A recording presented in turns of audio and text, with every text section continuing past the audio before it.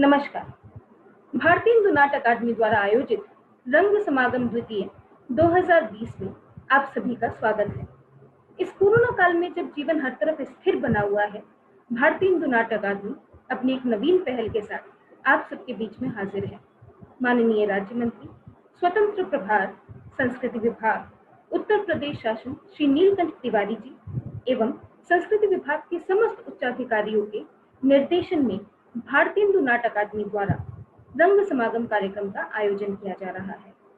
रंग समागम के माध्यम से हम वेबिनार के जरिए जुड़ रहे हैं कला जगत की उन विभूतियों से जिन्होंने कला साधना के माध्यम से अपना एक विशेष मुकाम हासिल किया है, एक मानक निर्धारित किया है। हमारे आज के अतिथि बहुत विशेष है। ये जबलपुर मध्य प्रदेश में जन्मे। इलाहाबाद यूनिवर्सिटी से इन्होंने इकोनॉमिक्स में एमए किया। ये नेशनल स्कूल ऑफ ड्रामा के पूर्व छात्र हैं। इन्होंने 100 से अधिक नाटकों में अभिनय किया है। The fool, the tempest, the visit और कई अन्य सेलिब्रेटेड प्लेस का इन्होंने हिंदी में अनुवाद किया है। ये संभव थिएटर ग्रुप के फाउंडर मेंबर हैं। इन्हें संगीत नाटक अकादमी पुरस्कार से सम्मानित किया गया है। आज हमारे बीच में हैं श्री अमिताभ श्रीवास्तव जी। अमिताभ सर, बहुत बहुत स्वागत है आपका भारतीय हिंदू नाट अकादमी द्वारा आयोजित रंग समागम द्वितीय 2020 में। नमस्कार सुचित्रा और धन्यवाद। सर, अगर आप हमें बचपन से लेकर अब तक की जर्नी के बारे में विस्तार में बताएं। विस्तार में बताएं? जी सर। अरे भाई, ये जर्नी तो काफी लंबी है, करीब 65 साल लंबी जर्नी है। तो विस्तार में कितना होता है मैं देखता हूँ। मेरा जन्म, जैसा आपने बताया अपने परिचय में, जबलपुर में हुआ था। और वैसे मेरे पिताजी जो है, हम लोग उत्तर प्रदेश के रहने वाले हैं। और ऐसा पता नहीं क्या हुआ, हम लोग 5 भाई हैं। अब किन वजहों से क्या हुआ, जो जहाँ से मुझे मैंने होश संभाला, जो मेरे बचपन की जहाँ से होता आपकी याददाश्त एक कंटिन्यूअस प्रोसेस में होती है, तो वो मेरे ननिहाल से हुआ। मेरा बचपन का कुछ समय ननिहाल में बीता, जबलपुर में। और वहाँ पर मेरी 2 मौसियाँ थी, उस वक्त अनमैरिड। वो लोग रहती थी मेरे साथ में। तो मैं भी उनके साथ रहता था। एक स्कूल है, अभी भी होगा मेरे ख्याल से, सेंट नॉर्बर्ट कॉन्वेंट, वहाँ पे मेरा एडमिशन हुआ, वहाँ पढ़ता था मैं। तो मेरी जो 2 मौसियों में से एक मौसी हैं, जिनका की नाम अब साधना उपाध्याय हो गया शादी के बाद, और जिन्हें हम घर में मुन्नी मौसी कहते हैं, वो बहुत अच्छा गाती थी। उन्होंने संगीत में विशारद भी किया और उसके आगे की भी क्वालिफिकेशंस उनके पास हैं, और नाटकों में अभिनय करती थी। तो मुझे याद है कि जब मैं छोटा था तो मैं उनके साथ उनकी रिहर्सल्स वगैरह में जाया करता था। और मुश्किल से, मैं ये बात बता रहा हूँ, मैं 1958 से 60 के बीच का दौर है, यानी मैं ऐसे ही रहा हूँगा 5-6 साल का। तो उसमें एक नाटक था, शैडो प्ले। इतना मुझे याद है कि उसमें जो अभिनेता थे वो मंच पे दिखते नहीं थे। एक पर्दा पड़ा हुआ था सामने, जो प्रोसीनिया मार्च है, सफेद रंग का, और पीछे से लाइटिंग थी, और उसमें वो एक्टर्स की छाया दिखती थी। तो उसमें मेरी मौसी एक, मेरे ख्याल से कैंसर पेशेंट, ऐसी किसी बीमार से लड़ने वाली एक पात्र की भूमिका कर रही थी, और वो पड़ी हुई है मृत्युशैया पे। और मैंने उनके बेटे का रोल किया था, जो मेरी जिंदगी का पहला रोल है उस शैडो प्ले में। और सर, मुझे इतना याद है कि कोई मुझे व्यक्ति गोद में लिए था, और मैं माँ माँ करके ऐसे हाथ बढ़ा के उनके पास जाना चाह रहा हूँ। तो मेरी जीवन यात्रा में जो रंगमंच से जुड़ी हुई है, ये पहली मेरी याददाश्त है। उसके बाद हुआ ये कि मेरे पिताजी उस वक्त, भीमताल एक जगह है जो अब तो उत्तराखंड में पहुंच गई है, तब वो उत्तर प्रदेश का ही हिस्सा थी। वहाँ पे जो नॉर्मल स्कूल है, या था, मुझे पता नहीं अब है कि नहीं, उसके प्रिंसिपल थे। और मेरे भाई लोग आते थे वहाँ से, पहाड़ों से छुट्टियों में। अक्सर वहाँ पे तब सर्दियों में छुट्टी होती थी, तो आते थे ननिहाल में, जबलपुर। तो बताते थे कि वहाँ पे ऐसे झील है और ऐसे पहाड़ है और ऐसा खूबसूरत है। तो मेरा भी मन बहुत ललचाता था कि मैं भी जाके वहाँ पे रहूं और देखूं वो सब चीजें। तो खैर, मैंने किसी तरीके से अपने पिताजी को पटाया, और फिर मैं भीमताल आया। वहाँ पे कुछ दिन पढ़ाई की, 1 साल रहे लगभग, रहा मैं रहा, मेरे पिताजी तो ज्यादा रहे, 1 साल रहे, फिर वहां से ट्रांसफर हो गया लखनऊ आए। वहां पर नेशनल इंटर कॉलेज में मेरा तीसरी क्लास में दाखिला हुआ, और नरही में मकान था, जो लखनऊ के लोग हैं बीएनए के, उनको शायद सब चीजें मालूम होगी, वहां पे हम लोग रहते थे। 1 साल रहे। आर्य समाज मंदिर का था, बड़ा भारी प्रांगण था, उसमें रहते थे। उसके बाद ही फिर इलाहाबाद ट्रांसफर हो गया मेरे पिताजी का, और ये बात होगी मेरे ख्याल से 1961 की। तो हम लोग फिर इलाहाबाद आ गए, और इलाहाबाद में पढ़ाई लिखाई, एडमिशन हो गया। केपी स्कूल करके था एक स्कूल, उसमें दाखिला हो गया, वहाँ पे पढ़ने लगे। वो स्कूल सिर्फ 8th क्लास तक था, तो उसमें पढ़ा मैं 8वीं तक, और मेरे बड़े भाई भी मुझसे वहीं पढ़ते थे। मेरा नंबर चौथा है अपने 5 भाइयों में, मुझसे 3 बड़े हैं और एक छोटा। तो वो भाई लोग मुझसे बड़े, जो 2 भाई थे वो भी पढ़ते थे केपी स्कूल में, और 8वीं के बाद वो लोग सीएवी, एक और वहाँ पे city Anglo vernacular intermediate college है, 9वीं से वहाँ पर होता था दाखिला। तो मेरे साथ भी यही हुआ, 8वीं तक पढ़े केपी स्कूल में, और उसके बाद 9वीं से पहुंच गए सीएवी में। और कुछ ऐसा हुआ कि जब मैं पढ़ रहा था, मेरे ख्याल से, मुझे याद एग्जैक्ट नहीं है, मैं शायद 10th में रहा होऊंगा या 11th में या शायद 12th में, लेकिन इसी 10th 11th 12th में से किसी एक वर्ष में city Anglo vernacular intermediate college के सेंचुरी हुई। उनको 100 साल हो गए थे, और उसमें एक 3-4 दिन का बड़ा भव्य कार्यक्रम रखा गया था। तरह तरह की एक्टिविटीज रखी गई थी। हम लोग की क्लासेस, सबसे बड़ी खुशी थी, क्लासेस नहीं हो रही थी, छुट्टी थी, और कॉलेज जा करके अलग अलग आप फंक्शन देखिए, खाने को मिल रहा था। तो मालूम चला कि उसके पहले जो तैयारियां हो रही थी कि एक नाटक भी होने वाला है। अच्छा, नाटक में काम करने की इच्छा रहती थी, शौक था। एक तो थोड़ा बहुत जो बचपन में काम किया था या देखा था, शायद वो वजह थी, या ये कि जो हमारा हिंदी सिनेमा है वो बहुत आकर्षित करता है, और उसमें आपकी भी, हर एक व्यक्ति की इच्छा होती है, मुझे लगता है कि वो अभिनेता बनना चाहता है। तो वैसे ही मेरी भी इच्छा हो रही थी। तो निशित वर्मा, एक हम लोग के साथ ही लड़का पढ़ता था, वो किसी और सेक्शन में था। तो मालूम चला कि वो एक प्ले डायरेक्ट कर रहा है, और उसकी रिहर्सल हो रही। तो मैं पता करते कराते कि कहाँ पर निशित वर्मा प्ले डायरेक्ट कर रहा है, मैं पहुंचा, और मैंने कहा कि भाई मैं भी प्ले, यानी हाँ पहुंचा। तो मैं तो गया था वहां पे एक बेगर की तरह से, एक भिखारी, एक मंगते की तरह से, कि भाई मुझे भी इस नाटक में आप एक भूमिका दीजिए। और निशित वर्मा ने देखते, अरे आइए आइए आइए आइए भाई, बैठिए, और आओ भाई, बताओ बताओ कैसे करें हम लोग ये नाटक। उसने मुझसे ऐसे पूछना शुरू किया जैसे कि मैं कोई बहुत बड़ा ज्ञाता हूँ। अब मुझे बड़ी खुशी भी हो रही है कि यार ये मुझे इतनी इज्जत दे रहा है, इसको लगता है मुझे बहुत कुछ आता है, और अंदर ही अंदर ये भी लग रहा है कि यार मैं तो यहाँ पे इससे रोल मांगने आया था, अब इससे मैं रोल कैसे मांगू। अच्छा, मैं भी बैठ गया। पहले तो मैं उसको कुछ अपने तरीके से, जो भी कुछ जानकारी तो थी नहीं, पर ऐसे ही कुछ फेंकता रहा, बोलता रहा। बाद में जब हो गया तो मैंने कहा, भाई निशीत, मैं चाहता हूँ कि इस नाटक में मुझे भी एक भूमिका मिले, मैं भी काम करूं। बोला, यार अमिताभ, अब तो सारे रोल इसमें बढ़ चुके हैं। अच्छा, वो बड़ा अजीब सा फिल्मी सा कोई ड्रामा था, जो मुझे जितना याद पड़ता है उसमें कि एक वो जैसे होता है ना, गैंगस्टर होता है, हमारे विलेन होता था फिल्मों में, वो है, और उसके कुछ गुंडे हेंचमैन हैं जो वहाँ खड़े हुए हैं, और हीरो के साथ कुछ झगड़ा हुआ है, तो उसका अड्डा है विलेन का। तो बोला यार कि ये तो कोई रोल है नहीं इसमें, बस ये जो इसके गुंडे जो इसके साथी हैं, इसमें तुम भी एक बन जाओ। तो मैंने कहा चलो यही सही, कम से कम एक बार स्टेज पर आने का मौका तो मिलेगा। तो उसमें कोई डायलॉग अलग नहीं था, मैं भी उन गुंडों में अपना खड़ा हो जाता था, कुछ एक आध एक्शन करते थे हम लोग। तो इस तरीके से थोड़ा सा बड़ा होने के बाद ये मेरे नाटक में काम करने का दूसरा मौका था।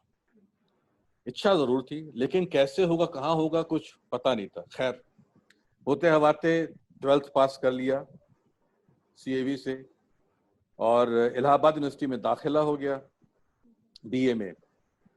तो वहां पर जो है हम लोग का जहाँ घर है इलाहाबाद में, आज भी वहीं पे घर है, थॉर्निल रोड करके एक सड़क है, उस पे एक शेर वाली या शेरों वाली कोठी कहलाती थी। उसके गेट पे दोनों तरफ शेर बने हुए थे, और अंदर उसके अहाते में करीब 15-20 घर पहले भी थे, अभी भी अब बढ़ गए हैं, उन्होंने कई खाली जगह पे भी अब घर बन गए हैं। तो वहां पे हम लोग रहते थे। तो वहां पर एक फैमिली, सिख फैमिली, बेदी साहब थे, उनका परिवार था और उनके बच्चे भी हम उम्र थे। उनका बेटा मेरा जो है टोनी, बहुत अच्छा दोस्त है, और उसकी और बहनें वगैरह, हम लोग सब बहुत अच्छे हैं, तो दोस्त हैं। तो मालूम चला कि एक दिन मैं घर में था तो एकदम से उनके यहाँ से मुझे बुलावा आया कि आपको वो बेदी आंटी बुला रही हैं। तो मैं गया, वहां पे देखा कि दो लड़के, मेरी उम्र के लड़के बैठे हुए हैं और बोली, अरे आओ बॉबी आओ, ये जो है उनकी एक बेटी, मुझे याद नहीं किस कौन सी बेटी, 5 बेटियां थी उनकी, उससे किसी एक बेटी के साथ एक लड़की पढ़ती थी, शोभी माथुर। तो उसका भाई दिनेश माथुर और एक और उसका दिनेश माथुर का दोस्त केबी श्रीवास्तव, कृष्ण बिहारी श्रीवास्तव। बोली ये दोनों आए हुए हैं, ये उसके जो भी शायद मेरे ख्याल से नीरा या बेबी कोई एक जो बेटी थी उसमें, खैर। तो बोले कि उसके जो है उसकी फलानी दोस्त का भाई और ये लोग हैं, और ये लोग एक क्लब बना रहे हैं, फिलैंथ्रोपिक क्लब, और उसमें मुझे भी शामिल होने के लिए कह रहे हैं। तो मैं तुमको इसलिए बुलाया था कि लोगों से मिलो। अच्छा, उनको शायद पता चला होगा, मैंने कभी कहा होगा मैं भी नाटकों में काम करना चाहता हूँ, मालूम चला कि वो लोग नाटक भी करने वाले हैं, और उनको वो बना रहे थे, जो बेदी आंटी थी, पब्लिकेशन सेक्रेटरी। तो वो बोली बताओ मैं बन जाऊं? मैंने कहा बिल्कुल बनिए, मेरा इंटरेस्ट है कि वो उस ग्रुप में दाखिल हो तो उनके बहाने मुझे भी जाने का मौका मिले। तो उन्होंने कहा ठीक है। तो वह तय हुआ कि कोई किसी एक दिन, जो भी है 10-15 दिन बाद जो है, या 12 दिन बाद, उस क्लब का या उस ग्रुप का एक कार्यक्रम होने वाला है जहाँ पे विधिवत वो शुरू होगा, उसका इनॉग्रेशन होगा। तो उसमें उनको भी आना है, और मुझे भी उन्होंने कहा कि भाई आप भी आइएगा जरूर से, और आप भी शामिल होइए। तो हम लोग पहुंचे उस दिन। और वो जो क्लब था वो ज्यादातर ऐसे जो होता है ना, मोहल्ले के कुछ लड़के मिल करके बना लेते हैं। तो उन लोगों ने बना लिया, और उसमें जो केबी श्रीवास्तव थे, कृष्ण बिहारी श्रीवास्तव, नहीं रहे बेचारे, बहुत अच्छे व्यक्ति थे, बहुत अच्छा डायरेक्टर था वो। तो उसने पहले कुछ थिएटर इलाहाबाद में, अवधेश चंद्रा जी एक डायरेक्टर थे, उनके साथ किया हुआ था। और ये वक्त था जबकि भारत पाक युद्ध 1971 का हो रहा था। तो मालूम चला कि ये क्लब जो है एक प्ले करेगा, फिलैंथ्रोपिक क्लब। विष्णु प्रभाकर का नाटक था रक्त चंदन, और उसका जो टिकट सेल होगा, उससे जो पैसा आएगा वो जो भी पीएम केयर फंड या जैसे जो पीएम रिलीफ फंड, ऐसे किसी भी एक फंड के लिए दिया जाएगा।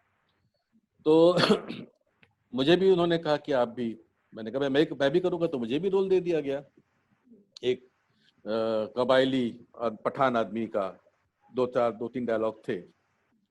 रिहर्सल शुरू हो गई, अवधेश चंद्रा जी उसको डायरेक्ट कर रहे थे। अब मालूम चला कि लड़ाई खत्म हो गई, हम लोग की तो अभी चल रही थी रिहर्सल। अब वो भारत पाकिस्तान युद्ध खत्म हो गया, दोनों देशों में दोस्ती हो गई, और हम सब लोग ऐसे ही थे, मेरे ख्याल से 17-18 साल, 16 साल की उम्र के बच्चे जैसे। तो उसी जो ग्रुप में से एक दोस्त के फादर जो है वकील थे, और जो एक तरह से हम लोग के क्या कहेंगे, गार्जियन टाइप के था ना, जो ग्रुप का एक, अभी कुछ शब्द याद नहीं आ रहा है, तो खैर उन्होंने कहा कि भाई यार अभी आप तुम लोग ये नाटक बंद कर दो, ये तो इसमें तुम लोग भारत पाकिस्तान युद्ध की बात कर रहे हो, ये कर रहे हो, और वो युद्ध खत्म हो गया है, तो कोई दूसरा नाटक करो। तो उस नाटक को करीब महीना भर या 20 दिन रिहर्सल करके उसको फिर बंद कर दिया गया। लेकिन जोश हो गया था कि नाटक करना है। तो एक बंगला नाटक था, उसका मुझे शायद उसका नाम था सोमपुर थे के सोनपुर, ऐसा कुछ नाम था, और उसका हिंदी अनुवाद था धुएं की दीवार। वो भी कोई छपी हुई स्क्रिप्ट नहीं थी, एक साइक्लो स्टाइल या टाइप की स्क्रिप्ट थी, और कुछ कहानी सी थी ऐसे ही, बॉक्स सेट होता ना, ड्राइंग रूम सेट वाला स्ट्रेट प्ले था। तो उसमें जो है मुझे एक मारवाड़ी सेठ की भूमिका मिली, और उसका हम लोगों ने प्रदर्शन, मुझे तारीख तो याद नहीं है, वही 71 की ही बात होगी, और सर्दियां ही थी। तो कोरल क्लब है रेलवे का इलाहाबाद में, उसका एक ऑडिटोरियम था, उसमें पहला प्रदर्शन किया, एक ही प्रदर्शन किया। और उस तरीके से मेरा जो कहा जाए कि रंगमंच पे पदार्पण उस नाटक के साथ हुआ। बाद में हम लोगों ने फिलैंथ्रोपिक क्लब में और भी कुछ नाटक किए। राम कुमार वर्मा का प्ले था सांप, वो किया। और वो जो है वहाँ पर एल्फ्रेड पार्क में प्रयाग संगीत समिति का हॉल है, वहाँ पे किया। अच्छा, इस बीच मैंने क्या होता है कि इलाहाबाद यूनिवर्सिटी में भी कुछ ड्रामे की गतिविधियां होती थी, तो उसके लिए मैं कोशिश करता रहता था। मेरा तो तक शुरुआत में ट्राई करता था कहीं से किसी में घुस जाऊं मैं। तो वहां पर मेरे एक व्यक्ति से मुलाकात हुई, उसका नाम था संजीव कशालकर। तब तक मैं पहुंच गया था बीए सेकेंड ईयर में, और संजीव कशालकर मुझसे 1 साल जूनियर था, वो बीए फर्स्ट ईयर में था। तो मैंने जब सांप करे थे, मैं उसको बताया, मैंने कहा भाई हम लोग प्ले कर रहे हैं, तो आओ देखने के लिए टिकट खरीदो। टिकट बेचना पड़ता था, तो उसने भी टिकट लिया, वो आया और वो शो से 1 घंटा पहले आ गया। और कहने लगा कि यार कुछ काम वाम हो तो बताओ। तो हमने कहा कि हम लोग के पास यानी कि कोई था नहीं जो गेट पे खड़ा होकर टिकट चेक करे। तो इसके बावजूद कि उसने बाकायदा उसने खुद टिकट खरीदा हुआ था, सबने कहा तुम एक आ गए तो एक काम करो संजीव कि तुम टिकट चेक करना गेट पे खड़े हो। तो उसने कहा ठीक है। तो अपना उसने टिकट जो भी चेक किए, नाटक हुआ, नाटक खत्म हुआ, और उसने कहा बड़ा अच्छा तारीफ वगैरह की उसने। और उसके 1 या 2 दिन बाद वो मुझे मिला और कहना कि अताब ये बताओ कि यहाँ पर एक इलाहाबाद में एक संस्था है, उसका नाम है प्रयाग रंगमंच, और वो लोग खामोश अदालत जारी है नाटक कर रहे हैं, और उसमें उन्हें कुछ एक्टर्स कम पड़ रहे हैं, तो क्या तुम उसमें एक्टिंग करोगे? तो मैंने प्रयाग रंगमंच का नाम तब तक नहीं सुना था, लेकिन हाँ, खामोश अदालत जारी है नाटक का नाम सुन रखा था मैंने कि ये बड़ा चर्चित नाटक है। तो मैंने कहा हाँ हाँ जरूर करेंगे। तो उसने कहा ठीक है, कल जो है जो उस प्ले को डायरेक्ट कर रहे हैं डॉक्टर सत्यव्रत सिन्हा, उनका बेटा है अनुपम आनंद, मैं उसको बुलाऊंगा। वो पढ़ता है एक दूसरे कॉलेज में पढ़ता था, यूनिवर्सिटी में नहीं पढ़ता था, तो मैं उसको बुलाऊंगा और वो हम लोग इतने बजे मिलेंगे। अच्छा, ये कमाल था, ये बात है सुचित्रा कि हम लोग उस जमाने में ना फोन था ना मोबाइल था, लेकिन ऐसे कुछ होता था कि आप फिक्सअप किया और अगले दिन वो अनुपम आनंद साहब आए और संजीव कशालकर आए, और हम लोग इलाहाबाद यूनिवर्सिटी में किसी एक जगह पे मिले, और अनुपम आनंद ने मेरा ऊपर से नीचे तक जायजा लिया। अच्छा। बोले ठीक है, ये हम लोग हिंदुस्तानी एकेडमी है उसमें करते हैं रिहर्सल, आप शाम को इतने बजे, 6 बजे का टाइम था, 6 बजे वहां पर आइए। तो मैं पहुंचा, वहां पहुंचा, जिंदगी में पहली बार डॉक्टर सत्यव्रत सिन्हा से मुलाकात हुई, और जो ग्रुप के लोग थे जो प्ले में एक्टिंग कर रहे थे उनसे मुलाकात हुई, और मुझे उसकी स्क्रिप्ट दी गई, खामोश अदालत जारी है की, और कर्णिक का रोल मुझसे पढ़ने को कहा गया। तो हम लोगों ने कुछ शायद एक एक्ट उसका पढ़ा बैठ के सब लोगों ने, मैंने कर्णिक का पढ़ा। तो डॉक्टर साहब बोले ठीक है तुम कल आओ, बताता हूँ कल। मैं फिर पहुंचा अगले दिन और मेरी कास्टिंग कर्णिक के रोल में हो गई। और उस तब मेरी, अभी तक हम जो काम कर रहे थे, जो थिएटर कर रहे थे, वो ज्यादातर मेरे ही हम उम्र लोगों के साथ कर रहे थे। सिर्फ अवधेश चंद्रा जी ऐसे थे जो कि हमसे उम्र में सीनियर थे। और हाँ, मैं एक बात बता दूं, इसमें एक बड़ी इंपॉर्टेंट बात है, ये मेरे जिंदगी से तो उतना जुड़ी हुई नहीं, लेकिन शायद हाँ भारतीय रंगमंच से जुड़ी हुई, कि इसी दौरान जब हम लोगों ने ये पहला नाटक किया था धुएं की दीवार, और प्रयाग रंगमंच अपना ये खामोश की जर्नी के बीच में अवधेश चंद्रा जी ने इलाहाबाद में दीन बंधु मित्रा के नाटक नील दर्पण का मंचन किया, और जो उसका 100 साल हो गए थे उस नाटक को लिखे हुए। और ये हम सब जानते हैं कि भारतीय रंगमंच में नील दर्पण नाटक का कितना महत्व है। हमें तब इतना नहीं पता था, ये मानता है कि हाँ ये इस नाटक का बहुत पुराना नाटक है और इसमें अंग्रेजों के खिलाफ लिखा गया था और दीन बंधु मित्रा ने लिखा था।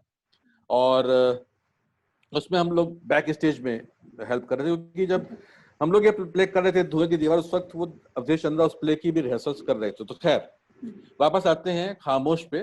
तो ये पहला एक नाटक था जिसमें कुछ मुझसे बड़े लोग, पूरे यानी कि जो कहते हैं ना वयस्क लोग, वो लोग काम कर रहे थे। सबसे यंग मैं ही था उनमें, और लोगों का अच्छा तजुर्बा था अभिनय करने का, और एक अलग किस्म का थिएटर था।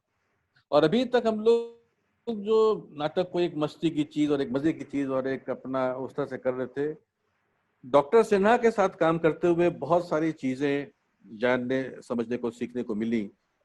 थिएटर क्या होता है, यानी कि वो सिर्फ एक सीढ़ी नहीं है फिल्मों में जाने के लिए, वो अपने आप में एक ऐसी कला है, उसका एक संपूर्ण कला है वगैरह वगैरह उसके। और जैसा मैंने अभी कुछ दिन पहले भी एक जगह पे कहा कि डॉक्टर सिन्हा का था कि हम लोग ये एक थिएटर मूवमेंट कर रहे हैं, एक रंगांदोलन है। हमारे हिंदी प्रदेश में नाटक नहीं है और हम लोग को यहाँ पे रंगमंच को दोबारा से स्थापित करना है, और इसके लिए हमें पूरे अपना जो है कमिटमेंट होना चाहिए, डिसिप्लिन होना चाहिए, और हम लोगों को पूरा अपना इसमें योगदान देना है। उस तरह की पूरी एक भावना उन्होंने भर दी, और हम भी उस वक्त पढ़ते थे, युवा थे, तो सारे उसमें बह गए। और करीब महीने 1.5 महीने रिहर्सल की, और उसके बाद इलाहाबाद में एक सिनेमा हॉल होता था, पैलेस, सिविल लाइंस में। और यानी कि अब तो नहीं रहा, उस जमाने में लगभग हिंदुस्तान के हर एक शहर में 1 या 2 ऐसे सिनेमा हॉल होते थे जहां पर अंग्रेजी फिल्में लगती थी। तो जैसे दिल्ली में सावित्री नहीं, चाणक्य और अर्चना 2 ऐसे हॉल थे जब मैं आया हूँ 76 में। लखनऊ में मेरे ख्याल से एम्पायर, और नहीं लखनऊ का तो नहीं, जबलपुर में डिलाइट और एम्पायर थे। ऐसे ही लखनऊ में भी हजरतगंज में 1-2 हॉल थे। तो ये पहले सिनेमा हॉल में अंग्रेजी फिल्में लगती थी, और ये अंग्रेजों के जमाने का ही बना हुआ सिनेमा हॉल था, और उसमें बाकायदा एक स्टेज था। तो अक्सर जो लोग अच्छा गंभीर थिएटर करते थे इलाहाबाद में, वो लोग पैलेस में सिनेमा शो करते थे, क्योंकि पैलेस सिनेमा हॉल ही एक ऐसा स्टेज जो थोड़ा बहुत प्रॉपर स्टेज था। बाकी कोरल क्लब का भी स्टेज बहुत यानी कि खराब था, और प्रयाग संगीत समिति का भी। पर क्योंकि वो सिनेमा हॉल था, वहां पे 4 शो फिल्मों के चलते थे, 12 बजे, 3 बजे, 6 बजे और 9 बजे। तो और उस जमाने में यानी कि जैसे होता ना पीवीआर में सुबह से शुरू होते 9 बजे, ऐसा नहीं था, 12 बजे से शो शुरू होते थे। तो पहले इसमें होता ये था कि संडे के दिन हमारा शो होना तय हुआ है सुबह 9:30 या 10 बजे। तो शनिवार को उस पे स्टेज पे ग्रैंड रिहर्सल होगी। तो शुक्रवार को जब वहां पे शो खत्म होता था रात का 9 से 12 वाले से, सेकंड शो कहते थे उस जमाने में, तो वो जब खत्म होता था शो, उसके बाद हम लोग वहीं बैठे होते थे। शो खत्म होने के बाद जब ऑडियंस चली गई, पब्लिक चली गई, तो हम लोग वहां पर अपना सेट लगाते थे। सेट लगाने के बाद सुबह हो जाती थी लगाते लगाते।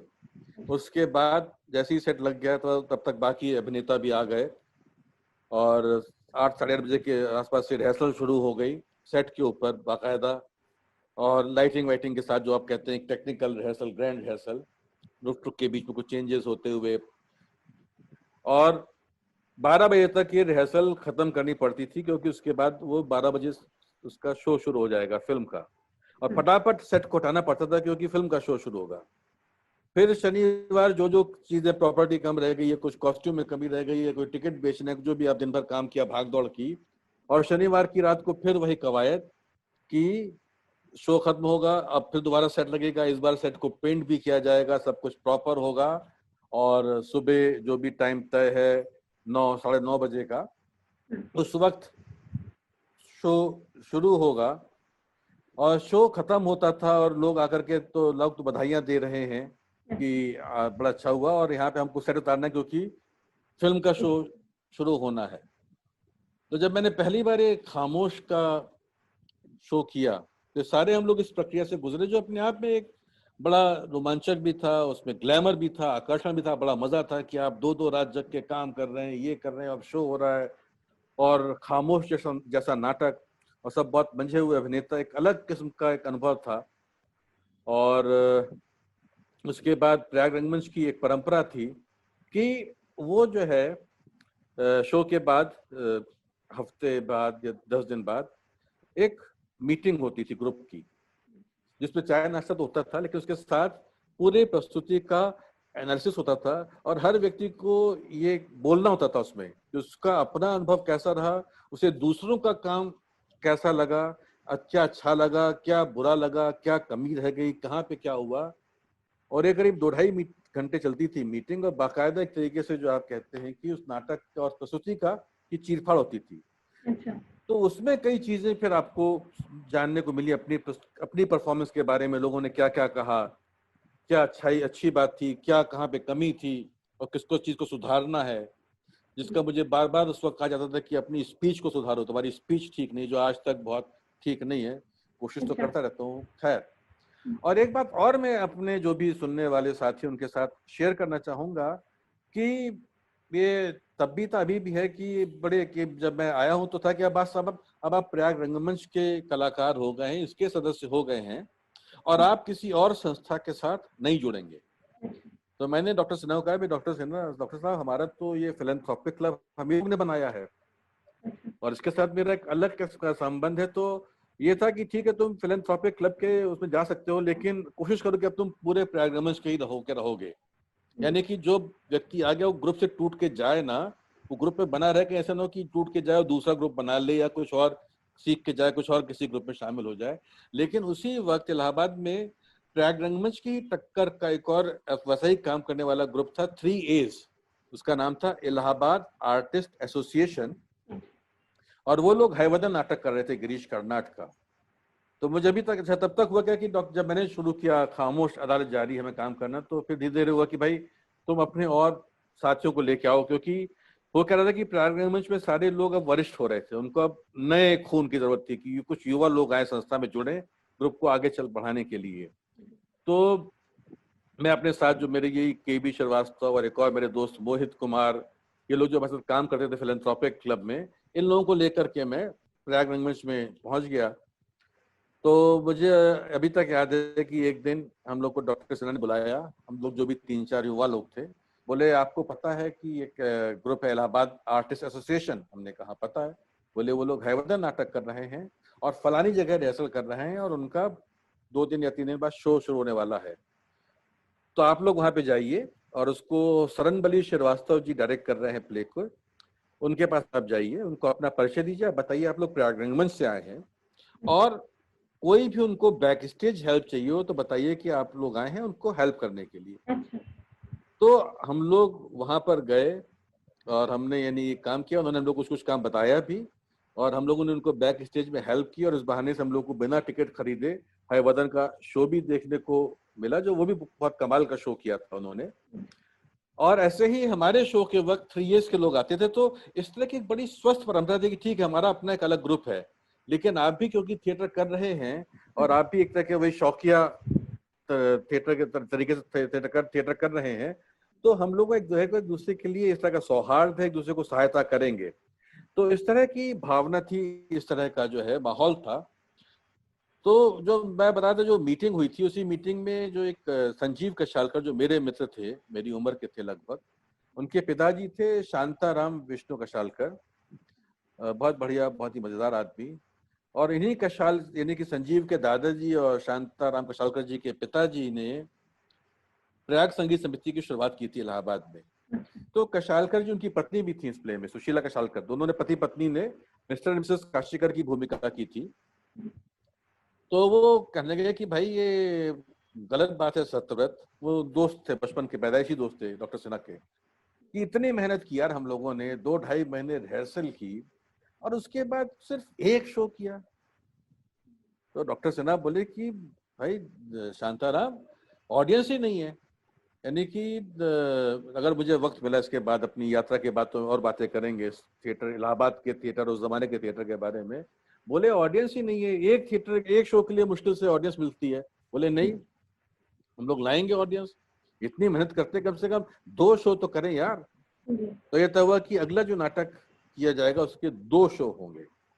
और अगला नाटक 2, क्योंकि हुआ था कि उनको युवा लोग चाहिए थे जो मेरे और मित्रों के मार्फत और अनुपम आनंद और संजीव कशालकर के थ्रू आ रहे थे।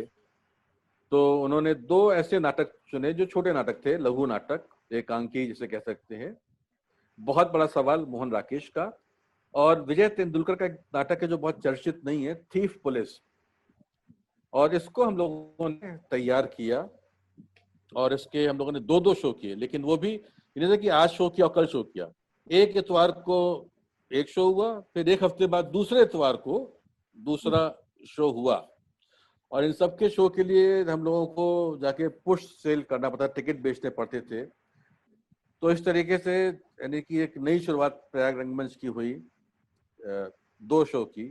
इसी बीच में क्या हुआ कि कलकत्ता की एक बहुत मशहूर संस्था रही है अनामिका, और उन्होंने एक, ये तब तक वर्ष आ गया था मेरे ख्याल से 1974 की बात होगी, 1974, उन्होंने 1964 में पहले एक फेस्टिवल किया था कुछ हिंदी रंगमंच को लेकर के, फिर 10 साल बाद 1974 में किया, और उस बार उन्होंने डॉक्टर सत्यव्रत सिन्हा को ये कहा गया कि वो बनारस के ग्रुप के साथ अंधेर नगरी की प्रोडक्शन लेके आए। मैं आपको और अपने जितने भी सुनने वाले साथियों को बता दूं या देखने वाले साथियों को बता दूं कि जो भारतेंदु जी का नाटक है अंधेर नगरी, इसको पहली बार एक नए कलेवर में, एक नए अंदाज के साथ और एक नए अर्थ के साथ प्रस्तुत करने वाले जो व्यक्ति थे वो थे डॉक्टर सत्यव्रत सिन्हा। और उन्होंने ये मेरे ख्याल से, मुझे एग्जैक्टली नहीं, शायद 1969 के आसपास या 67 के आसपास कभी कोई हिंदी भाषा का कोई एक पड़ा था, एक बड़ा अवसर पड़ा था, उस वक्त उन्होंने इस नाटक को पहली बार मंचित किया था और बहुत चर्चा हुई थी इसकी। और आप ये सोचिए कि उन्होंने तब भी शायद 1 या 2 शो ही किए होंगे, और ना तो तब उस तरह से मीडिया था, ना फोन था, ना टेलीविजन था, लेकिन तब भी उनकी प्रस्तुति की चर्चा ना सिर्फ इलाहाबाद बल्कि उत्तर प्रदेश, बाकी कलकत्ता और दिल्ली तक पहुंची थी।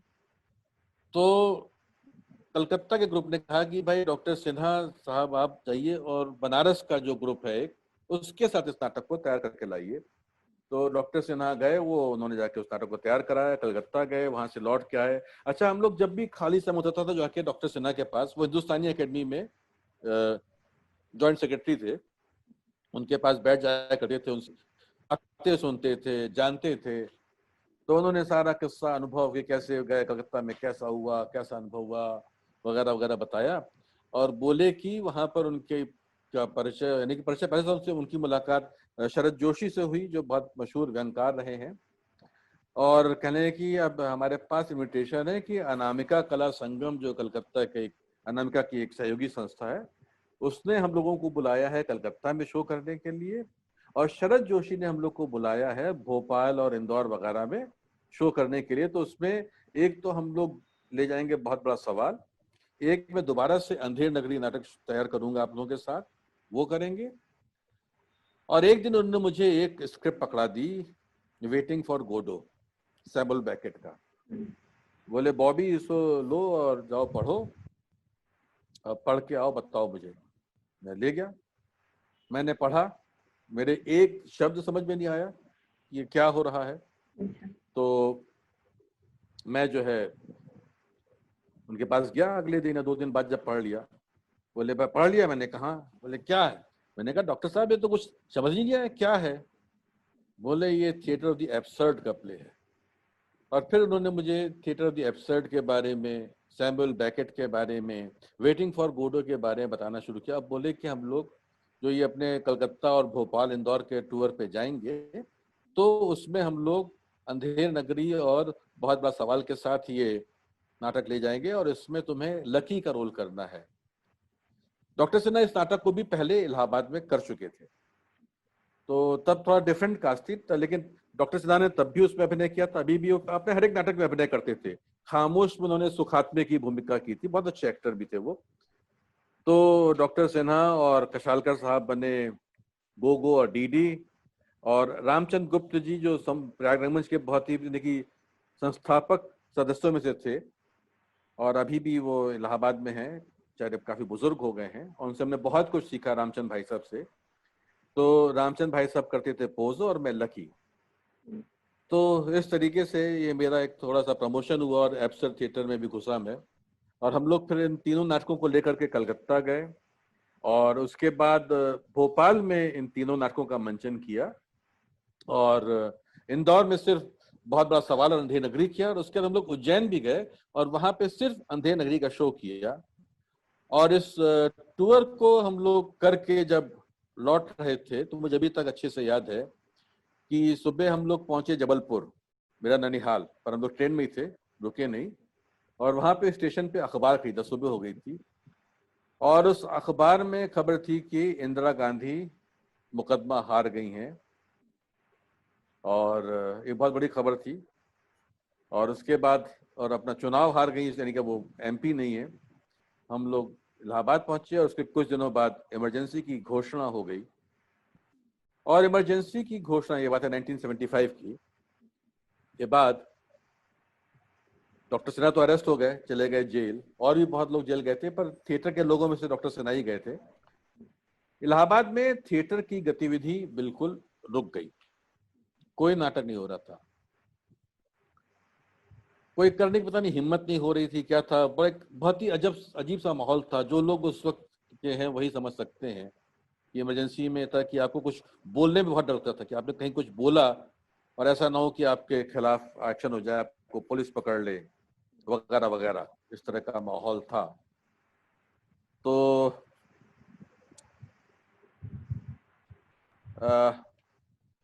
मुंशी प्रेमचंद के बेटे थे अमृत राय, और अमृत राय के बेटे हैं आलोक राय। अच्छा, इस परिवार से मेरा बचपन से, हम लोग कहने की पारिवारिक संबंध रहा है। मेरे पिताजी जानते थे प्रेमचंद जी के परिवार को, और शायद लोगों को पता नहीं हो कि जो अमृत राय की पत्नी थी सुधा जी, जिन्हें हम सुधा मौसी कहते थे, वो सुभद्रा कुमारी चौहान की बेटी थी। अच्छा। तो मेरी माता जी जो है वो बचपन से जानती थी उनको, मेरे नाना जी के बड़े अच्छे संबंध थे सुभद्रा के चौहान के परिवार से। तो इस तरह का हम लोग का संबंध है। तो एक दिन आलोक भाई साहब घर आए मेरे इलाहाबाद में और बोले, बॉबी क्या कर रहे हो? मैंने कुछ नहीं। बोले, हम लोग एक नाटक है कामू का, कैलीगुला, वो कर रहे हैं, और रिहर्सल है आज से इंग्लिश डिपार्टमेंट में यूनिवर्सिटी के, तो तुम वहां आ जाओ। ये बात है सन 75 खत्म हो रहा था, सन 76 शुरू होने वाला था। तब तक मैं इलाहाबाद यूनिवर्सिटी से MA कर चुका था इकोनॉमिक्स में, और खाली बैठा हुआ था, इधर उधर नौकरी कोशिश कर रहा था, कहीं नौकरी मिल जाए। घर में डांट पड़ती थी कि MA कर लिया, कुछ काम नहीं कर रहे हो, बस नाटक करते रहते हो। तो वो जो है, मैं पहुंचा वहां पे, देखा और लोग थे, कुछ जाने पहचाने लोग थे, कुछ एकदम नए लोग थे, और कैलीगुला नाटक शुरू किया। अमृत राय जी ने उसका कमाल का अनुवाद किया था उस नाटक का, और उसमें मुझे शिपियो का रोल, एक करेक्टर है शिपियो, वो करने को मिला। आलोक राय उस नाटक में एक्टिंग कर रहे थे, खुद रोल कर रहे थे कैलीगुला का। और आशीष बनर्जी एक हम लोग के दोस्त हैं, जो उस वक्त वहाँ पे इलाहाबाद यूनिवर्सिटी में पॉलिटिकल साइंस डिपार्टमेंट में पढ़ाते थे, वो उन्होंने इस प्ले को डायरेक्ट किया। और आलोक राय खुद जो है वो अंग्रेजी विभाग में पढ़ाते थे, और अंग्रेजी विभाग का जो स्टाफ रूम था उसमें हम लोग रिहर्सल करते थे। और फरवरी 1976 में इसका शो जो है वो प्रयाग संगीत समिति के स्टेज पे हम लोगों ने, मुझे याद नहीं कितने शो किए, लेकिन एक से ज्यादा शो किए थे, वो शो किए। और इसी बीच में मैं ढूंढ रहा था क्या करूं। नाटक बहुत अच्छा हुआ था, बहुत मजा आया था करके, कि मेरा एक दोस्त मिल गया एक दिन सिविल लाइंस में इलाहाबाद में, और बोला, क्या कर रहे हो? तो मैंने, कुछ नहीं यार, खाली घूम रहे हैं, समझ नहीं आ रहा क्या करें। तुम क्या कर रहे हो? बोला, यार मेरे को तो यहाँ पे एक नौकरी का जुगाड़ हो गया। बोला, अरे यार बॉबी, तुम तो थिएटर बहुत करते हो। मैंने कहा, तो बोले, तुम NSD में क्यों नहीं अप्लाई करते हो? मैंने कहा, अच्छा NSD नाम सुना हुआ था, बाकी कुछ पता नहीं था कि एक NSD है, ड्रामा स्कूल है दिल्ली में। बोला, अरे वो दिनमान जो है, जो आया है ना इस हफ्ते का, उसमें उसका विज्ञापन है। दिनमान एक बहुत कमाल की पत्रिका थी जो हर हफ्ते आती थी, अब नहीं आती है, बहुत सारी चीजें खत्म हो गई हैं अच्छी अच्छी, उनमें दिनमान भी एक है। तो दिनमान मेरे घर में आती थी, और मैं उसमें सिर्फ जो पीछे आर्ट एंड कल्चर वाला सेक्शन था वो पढ़ता था, बाकी उसमें काफी पॉलिटिकल खबरें होती थी, एनालिसिस होता था। वो बेसिकली IAS की तैयारी करने वाले लोगों के लिए होती थी पत्रिका, तो इसलिए आती थी कि मेरे भाई साहब तैयारी कर रहे थे। तो मैं घर गया, फटाफट उसमें उसका विज्ञापन देखा, फॉर्म मंगाया, भर दिया, इंटरव्यू कॉल आ गया।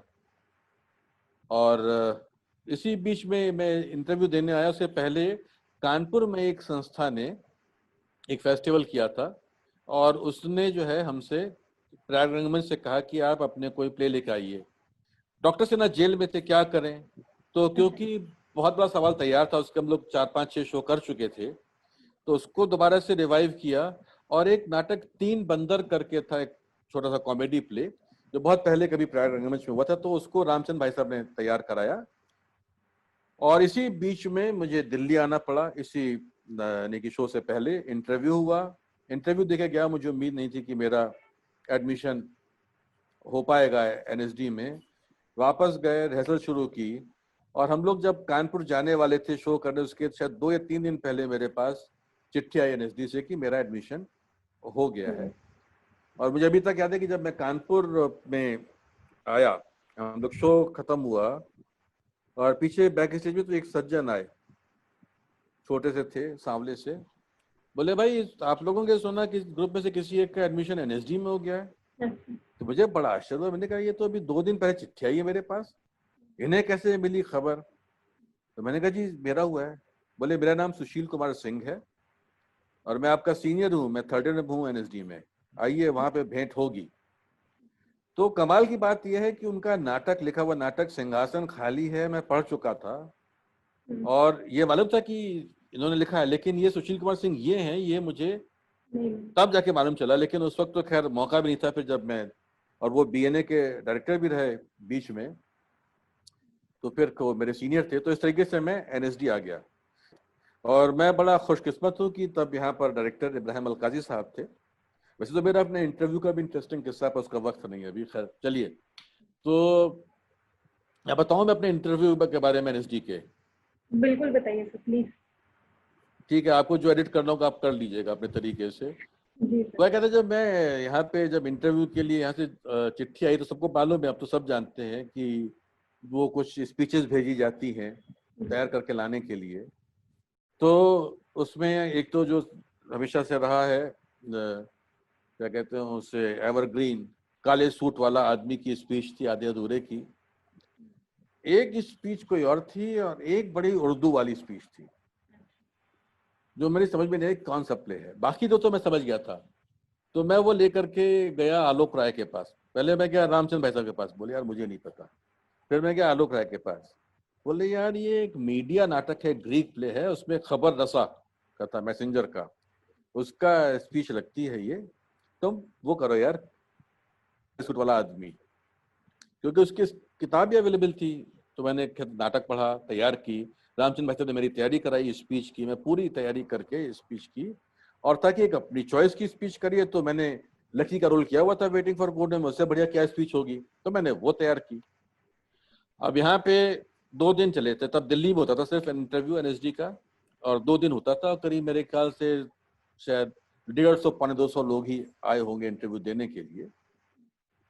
तो दूसरे दिन में मेरा काफी लेट में आया नंबर, यानी कि मेरे पास शायद 10-15 लोग और बचे होंगे। अब वहां पहुंचे, 3-4 बजे की बात होगी, मैं पहुंचा, मुझे जब नंबर आया और हुआ जी हाँ बैठ तैयार कर, बताइए क्या आपने तैयार किया है। तो मैंने कहा सर काले सूट वाला आदमी। बोले हाँ शुरू करिए, अलकाई साहब ने कहा। तो मैंने अपना, अच्छा मैं उस वक्त ज़माने में स्मोक करता था, तो मैंने पूरी प्रैक्टिस की थी सिगरेट जलाने की उसकी। लेकिन जब मैं जा रहा था इंटरव्यू के, तो मेरे जो दोस्त बन गए थे कुछ, उसमें 2-3 बार बैठे थे, बोले यार तुम अंदर जा रहे हो, सिगरेट तो पियोगे नहीं, यहाँ दे जाओ। तो मैं उनको पैकेट और माचिस देख चला गया। जब मैंने हाथ देख डाला, देखा रे सिगरेट तो बाहर है। अब क्या करें, जो एक्शन वर्कआउट किया, तो खैर मैंने पेन निकाला, उसको साथ किया, और शायद 3 या 4-5 लाइन पढ़ी होगी कि बोले ठीक है।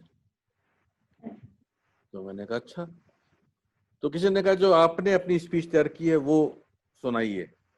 तो मैं जैसे ही शुरू करने वाला था, तब तक अलकाई साहब बोले आपने ये कैलिगुला नाटक में एक्टिंग की है। मैंने कहा जी। तो इसकी स्पीच सुनाइए कोई, या जो आपने किया था। मैंने कहा सर मैंने सीपीओ का रोल किया था। भाई मैं, हम लोग सीपीओ कहते हैं, मुझे पता है उसका क्या उच्चारण होगा। तो मैंने कहा कि इसकी कोई स्पीच तो नहीं है, 2 लंबे डायलॉग हैं वो मैं सुना सकता हूँ। अच्छा याददाश्त अच्छी थी मेरी, अभी भी है थोड़ी बहुत, तो डायलॉग याद रहते थे।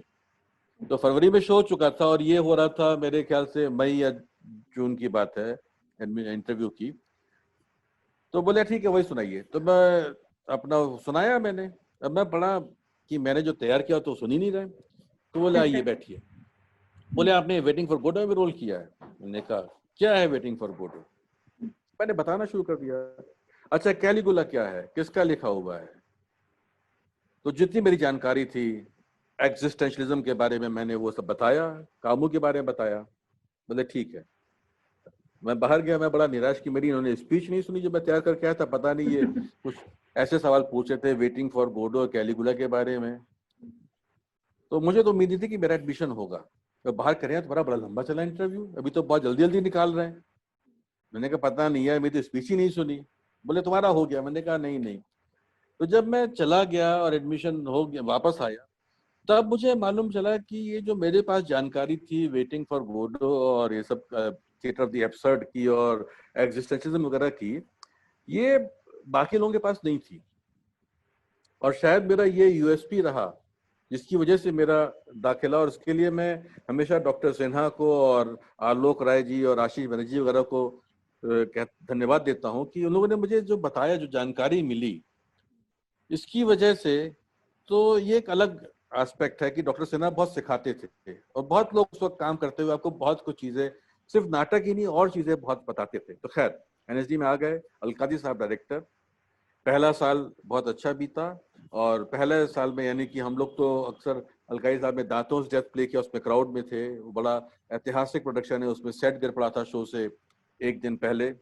और अनिल चौधरी जी ने लैला मजनू नाटक किया जिसमें कि मुझे भूमिका नहीं मिली थी, और इसी तरह का काम था, छोटा मोटा क्राउड वगैरह करते थे। अलकाई साहब से बहुत कुछ सीखने को मिला। हम लोगों के साथ उसी वर्ष वहाँ पे बैरी जॉन काम करने आए और उन्होंने पहले हम लोग के साथ एक वर्कशॉप की और उसके बाद हुआ कि वो प्ले करेंगे। तो जब विंटर वेकेशन हो रही थी एनएसडी की, तो उन्होंने हम लोग को एक स्क्रिप्ट दी अंग्रेजी में, journey to the mountain beyond. और हुआ कि जब लोग छुट्टियों से लौट के आएंगे तो इसकी रिहर्सल शुरू होगी और हमारे एक बैचमेट है अजय कार्तिक, उनको दी गई जिम्मेदारी इस नाटक को, इसका अनुवाद करने के लिए। और लौट के आए और उसके बाद वो रिहर्सल शुरू हुई और अंतिम यात्रा नाम से उस नाटक का मंचन हुआ मेघदूत जो ऑडिटोरियम है रविंद्र भवन में, उसमें। और उस प्रोडक्शन में यानी कि लगभग सारा काम, शायद मेरे ख्याल से पहली बार एनएसडी के भी इतिहास में रहा होगा कि सारा काम फर्स्ट ईयर के बैच के लोगों ने किया। नहीं तो उसके पहले भी होता था कि अक्सर अलकाई साहब की प्रोडक्शंस में सारा स्कूल शामिल होता था या 2 साल के स्टूडेंट शामिल हैं, इसमें सिर्फ फर्स्ट ईयर के लोग थे। और यानी कि वैसे बताया मैंने कि अनुवाद किया अजय कार्तिक ने, सेट डिजाइन किया था बैरी जॉन ने, लाइटिंग डिजाइन किया हमारे ही बैचमेट अशोक भगत ने, हमारे किसी लोगों यानी कि हाँ एक सीनियर ने कॉस्ट्यूम डिजाइन में सेकंड ईयर में हेल्प की थी। तो सारा काम काफी काम लोगों ने किया। और जो अनुभव था, यानी कि रंजीत कपूर जिनकी मैं बहुत इज्जत करता हूँ, जिसे मैंने बहुत सीखा, वो कहते हैं कि वो दूसरे लोगों के नाटक उनको बहुत कम पसंद आते हैं, पर कह रहे थे, बताते आज भी कहते हैं वो कि इस नाटक के उन्होंने 4 शो देखे, 4 शो हुए थे और बोले हर शो में मैं रोता था। और कईयों ने कहा कि कमाल का प्रोडक्शन, ऐसा प्रोडक्शन लोगों ने देखा नहीं था। तो ये हुआ। उसके बाद एक हुआ कि अलकाई साहब छोड़ के चले गए एनएसडी, बड़ा भारी एक झटका लगा। और अगले 5-6 महीने कोई डायरेक्टर नहीं था, बुरा हाल था, क्या होगा कुछ समझ नहीं आ रहा था। इस बीच रॉबिन दास जी ने एक प्ले किया जुलाहे, और कुछ कुछ होता रहा, क्लासेस होती रही। और फिर जो है कारंथ जी आए और कारंथ जी के आने के बाद एक थोड़ा सा बदलाव आया और एक नई चीज दिशा में फिर एनएसडी चलना शुरू हुआ, फिर से काम में मजा आने लगा। और एक जो इंटरेस्टिंग बात है कि कारंथ जी ने मुझे एक दिन बुलाया और बोले कि आप इलाहाबाद से हैं? मैंने कहा जी। बोले वहाँ पे डॉक्टर सिन्हा क्या? मैंने कहा मैं जानता हूँ। तो उन्होंने अंधेर नगरी किया था, देखा आपने? मैंने कहा सर मैंने देखा नहीं। तो चौकी आपने देखा नहीं? उन्होंने अंधेर नगरी किया। मैंने कहा सर मैंने उसमें एक्टिंग की थी। अरे आपने एक्टिंग की थी? तो फिर उन्होंने करीब काफी देर मुझसे आधे एक घंटे बैठ के बातें की। वो अंधेर नगरी उन्होंने पहला प्ले किया था एनएसडी में आने के बाद, वो अंधेर नगरी ही था और बहुत ही कमाल का प्रोडक्शन वो भी था। और इस बीच में एक दुखद और घटना हुई कि डॉक्टर सिन्हा की जेल में रहते हुए ही तबीयत खराब हुई, फिर उनको लाया भी गया हॉस्पिटल। तब उसे मैं आखिरी बार मिला था जाके अस्पताल में, उनको बताया था कि सर मैं एनएसडी में हूँ। तो कहा तूने बहुत अच्छा किया। तो उनका भी देहांत हो गया। तो चलते रहे एनएसडी में, 3rd ईयर पास किया, एक्टिंग का मैंने लिया था स्पेशलाइजेशन। और जो एक और बड़ा इंटरेस्टिंग एक्सपीरियंस था वो था प्रसन्ना जी जो ने हम लोग के साथ एक लोक कथा नाटक किया जो विजयदान देथा की कहानी दुविधा पे आधारित है। वो भी अपने आप में एक बहुत ही अलग और दिलचस्प अनुभव था। रंजीत कपूर ने रेपेटरी कंपनी में बेगम का तकिया नाटक किया था। हम लोग तब स्टूडेंट थे, लेकिन उनको चाहिए हम लोग कोरस में जाके बैठ के गाना गाते थे। तो इस तरह के ट्रेनिंग सीखते साखते निकले एनएसडी से।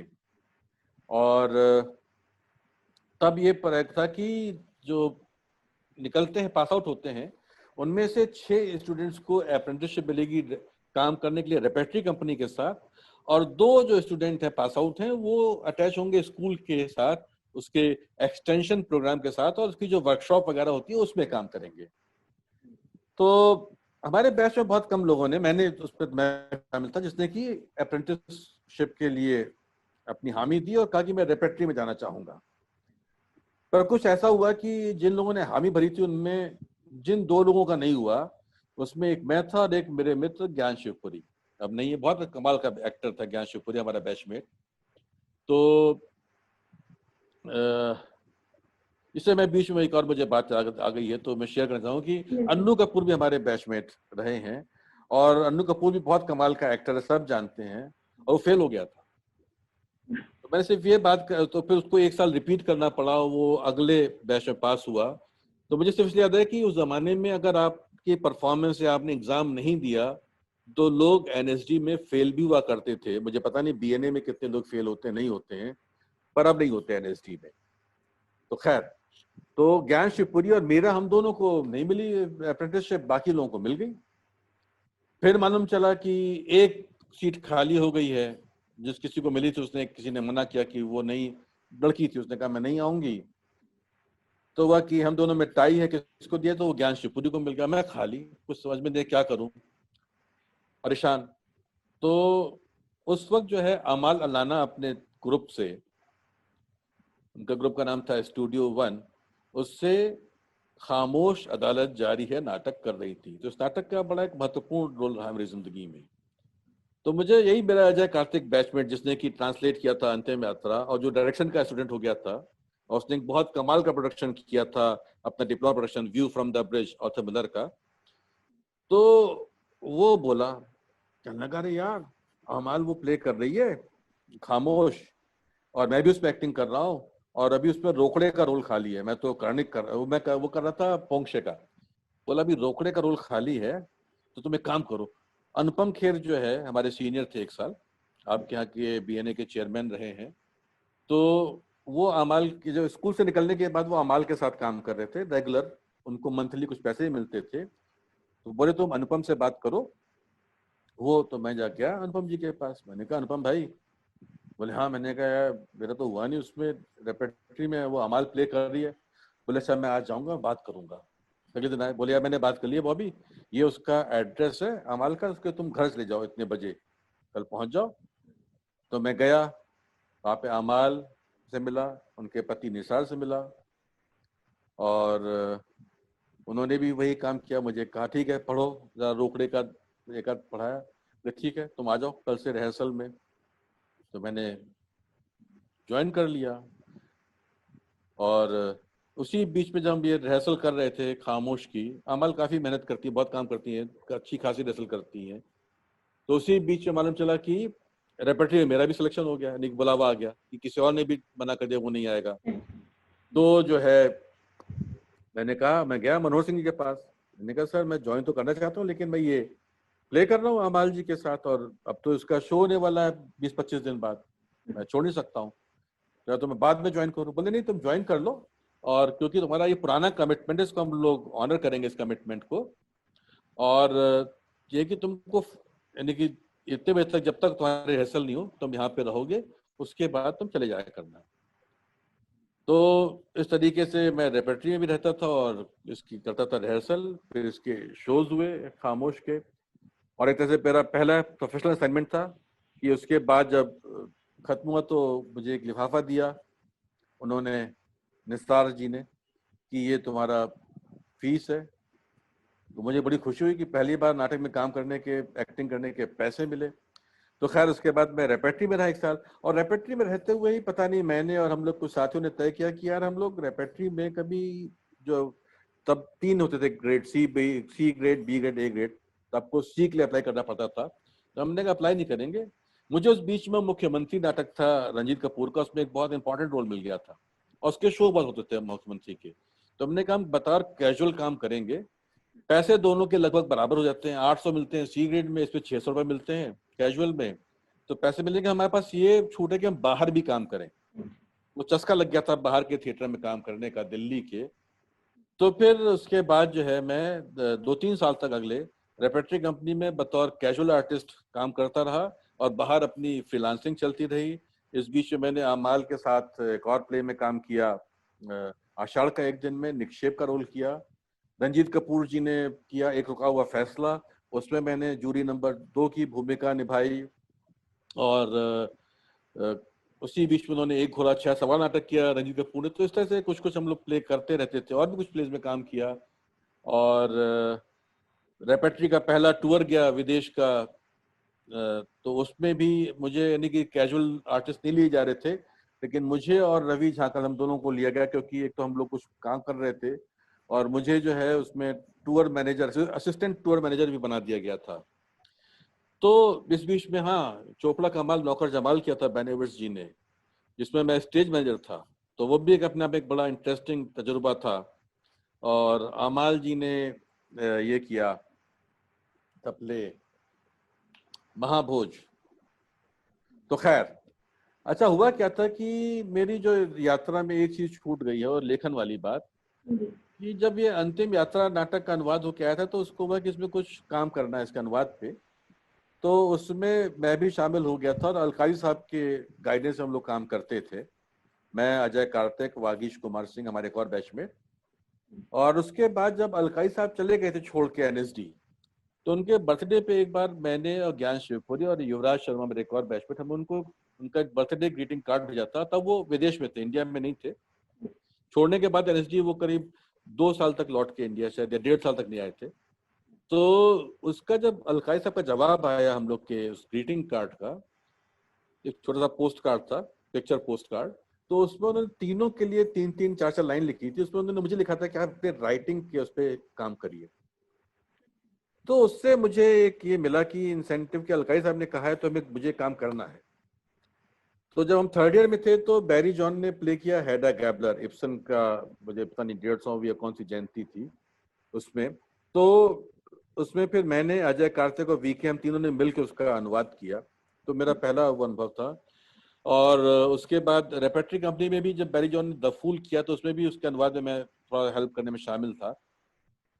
और फिर बैरी जॉन ने जब प्ले किया डारियो फो का, चुना अपने ग्रुप से करने के लिए हिंदी में, accidental death of an anarchist, तो उन्होंने मुझसे कहा कि मैं चाहता हूँ इसको तुम अडेप्ट करो। तो वो एक तरह से मेरा पहला था जो मैंने इंडिपेंडेंटली अडेप्ट किया वो प्ले। बाकी इसके पहले मिलके ही साथ काम करते थे दोस्तों के। और वहां से मेरा एक दूसरा भी चैप्टर शुरू हुआ कि नाटकों के अनुवाद का, रूपांतरण का। तो एक अलग कहानी है। तो खैर, तो उसके बाद फिर फ्रीलांसिंग शुरू हो गई धीरे धीरे। संभव ग्रुप बना, उसमें बहुत काम किया। फिर टेलीविजन का सफर शुरू हुआ। रंजीत कपूर जी को बसंती एक कहानी है, लंबी कहानी है भीष्म साहनी की, उसके ऊपर एक धारावाहिक बनाने का ऑफर आया 8 एपिसोड का। तो उन्होंने मुझसे कहा कि मैं चाहता हूँ कि तुम मुझे असिस्ट करो इसमें। तो वो उनके लिए पहला मौका था कि कोई सीरियल या कोई भी इस तरह के टेलीविजन के काम के लिए डायरेक्शन का।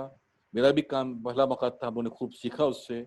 उसके पहले एक रुका हुआ फैसला की फिल्म बनी थी, वो फिल्म में हम एक्टिंग कर चुके थे। तो एक फिर टेलीविजन, उन्होंने 2-3 सीरियल बनाए, उन सब में मैं उनका चीफ असिस्टेंट रहता था। फिर बाद में कुछ मैंने टेलीविजन के लिए डायरेक्ट भी किया, लेखन भी किया, कुछ कुछ अभिनय भी किया। तमस में अभिनय रोल मिल गया था, गोविंद रानी ने दिया था, तो उसमें काम किया। गांधी फिल्म में एक छोटा सा रोल मिल गया था। तो इस तरीके से कुछ टेलीविजन, कुछ सिनेमा। हाँ, एक और बड़ा इंटरेस्टिंग एस्पेक्ट है कि हम लोग जब फ्रीलांस कर रहे थे दिल्ली में, रेपेट्री कंपनी तो चलती रहती थी। एक यहाँ पर यानी कि दूरदर्शन से तब तक अप्रूव हो गए थे, तो दूरदर्शन में कभी कभी रिकॉर्डिंग मिलती थी। तो जो अभी दूरदर्शन का जो हेडक्वार्टर्स है मंडी हाउस पे, मंडी हाउस जो बिल्डिंग है उसमें, तब उनका वहां पर एक उपग्रह दूरदर्शन केंद्र चलता था जो कि सैटेलाइट के थ्रू कुछ रिमोट एरियाज में इंडिया के जाता था। वहां पे वो अक्सर प्रोग्राम बनाते थे। तो एक उस वक्त लिमिट थी कि आपको महीने में एक ही रिकॉर्डिंग मिलेगी। तो हम लोग कोशिश करके महीने में एक रिकॉर्डिंग का जुगाड़ वहां पे कर लेते थे। तो उससे करीब 125-150 रुपया एक हर महीने वहां से मिलता था फ्रीलांसिंग के लिए। तो एक चैप्टर वो भी चला करीब 2-3-4 साल तक। या मॉडर्न स्कूल था वहीं पे पास में, 12 खंबा रोड पे, उसमें तो होता था कि जो वहाँ पे क्लासेस में प्ले डायरेक्ट करने के लिए तो जाके वहाँ प्ले भी डायरेक्ट किया। तो इस तरह कई सारे पापड़ बेले करते कराते जो है गाड़ी चलती रही। 89 में प्रसन्ना जी ने एक कंपनी थी टेलीविजन की, इंडिपेंडेंट टेलीविजन कंपनी, उसको ज्वाइन किया आईटीवी। आईटीवी ने कुछ टाइम नाम का बहुत कमाल का प्रोग्राम बनाया था और भी कुछ अच्छे प्रोग्राम बनाए थे। और उसमें प्रसन्ना जी सीईओ थे। मैं उसमें, उन्होंने मुझे प्रोडक्शन के काम के लिए उन्होंने बनाया थिंक टैंक, तो मैं प्रोडक्शन साइड देखने के लिए जोड़ा गया था और कुछ आइडियाज भी देने के लिए। वहाँ करीब 1-1.25 साल काम किया, 2-3 प्रोग्राम बनाए टेलीविजन के लिए। फिर जब तक मैंने छोड़ा तब तक आमाल अलाना जो है वो मुल्ला नसरुद्दीन एक सीरियल डायरेक्ट कर रही थी और मेरी बैचमेट मोना चावला उनको असिस्ट कर रही थी। पहले एपिसोड में, पायलट में किया था उसने। पर उसके बाद उसकी घर में मदर की तबीयत बहुत खराब हो गई तो वो बाकी शूटिंग के लिए नहीं जा पा रही थी। तो फिर उसने मुझे का रिक्वेस्ट किया कि तुम चले जाओ। तो मैंने इस तरीके से उनके साथ काम करना शुरू किया और उसके जो भी 13, 14, 15 एपिसोड थे उसमें मैं चीफ असिस्टेंट रहा। तो ये कुछ नाटक का, कुछ टेलीविजन का काम चलता रहा, करते रहे। होते हवाते इस बीच मनोहर श्याम जोशी से जी परिचय हुआ। रमेश सिप्पी एक सीरियल बनाना चाहते थे दिल्ली के बैकग्राउंड पे और उनके चीफ असिस्टेंट जो थे वो छोड़ के चले गए थे। तो उन्होंने, जोशी जी लिख रहे थे, उन्होंने जोशी जी ने से पूछा और यही मेरा दोस्त ज्ञान शिवपुरी, वो कहीं पे उसकी हो रही थी मुलाकात जोशी जी से किसी सिलसिले में। तो उन्होंने उससे कहा कि यार कोई सजेस्ट करो व्यक्ति जो ऐसे से चाहिए रमेश सिप्पी को। तो उसने मेरा नाम सजेस्ट किया कि मैं काफी कर रहा था डायरेक्शन का और असिस्ट करने का काम। मैं मिलने गया जोशी जी के पास, उन्होंने कहा था अपने वो लेके आना बायोडाटा। उनको दिया, पढ़ा, बोले अरे यार तुम तो लिखने का बहुत काम करते हो, तो तुम राइटिंग का काम क्यों नहीं करते, कहाँ तुम। मैंने कहा सर मुझे डायरेक्शन में ज्यादा मजा आता है, टेलीविजन में खासतौर से, स्टेज पे एक्टिंग में मजा आता है और मैं उसमें अपना। तो बोले ठीक है।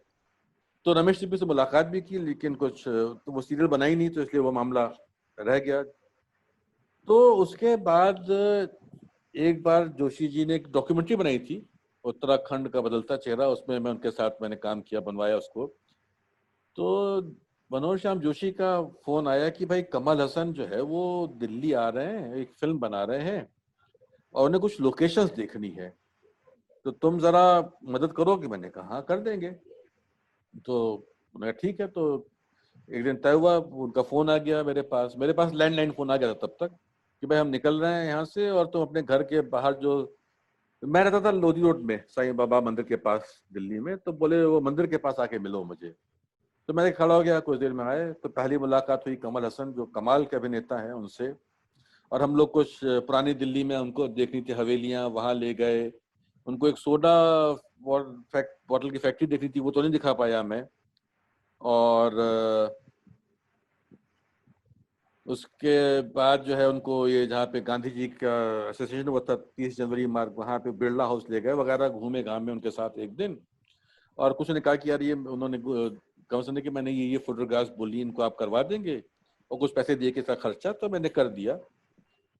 उसके बाद एक दिन फिर कहने की ब्रश की सेंटनरी थी, तो 3 डायरेक्टर्स को मिला था कुछ काम करने, टेलीफिल्म बनाने के लिए दूरदर्शन से, और एक डॉक्यूमेंट्री बनी थी उसमें मैंने असिस्ट किया सबा जैदी को। कारण जी ने किया था गुड वुमन ऑफ सेठ जुआन, जो मेरा ही एडेप्टेशन है, औरत भली रामकली। तो स्क्रिप्ट भी मेरी थी, उनको मैंने, उनका मैं एसोसिएट डायरेक्टर भी था और उसके हम एडिटिंग कर रहे थे। तब तक फोन आया जोशी जी का, बोले यार ये कमल हसन तुमसे बात करेंगे। और तो उनसे बात हुई, बोले हमें एक हिंदी डायलॉग डायरेक्टर या डायलॉग कोच चाहिए है और जोशी जी कह रहे हैं कि आप ये काम कर सकते हैं। मैंने कहा सर मैं कर लूंगा, जरूर करूंगा। तो मैंने कब आना है, बोले आपको कल आना था, हमारी तो शूटिंग शुरू होने वाली है 2-3 दिन में, ऑलरेडी हमारा जो बंदा था भाग गया, अब आपको बुला रहे हैं। तो मैंने बताया कि मैं तो ऐसे ऐसे कारण जी के साथ में कर रहा हूँ, इसकी ये टेलीफिल्म का काम हो गया, शूटिंग हो गया, एडिटिंग चल रही है, तो 2 दिन में पूरी हो जाएगी, उसके बाद मैं आ सकता हूँ। बोले नहीं नहीं आप कारण जी को बोलिए, वो जानते हैं मुझे। और मैंने कहा था आप कल सुबह की फ्लाइट लेके आ जाइए। खैर कारण जी से बात हुई, कारण जी नहीं तुमको एक काम पूरा करना है, तो मैं 2 दिन बाद गया। और मेरी जिंदगी में एक वो बड़ा अलग एक चैप्टर है जो मैंने काम किया कमल हसन के साथ, उनकी एक बहुत ही महत्वाकांक्षी फिल्म हे राम में।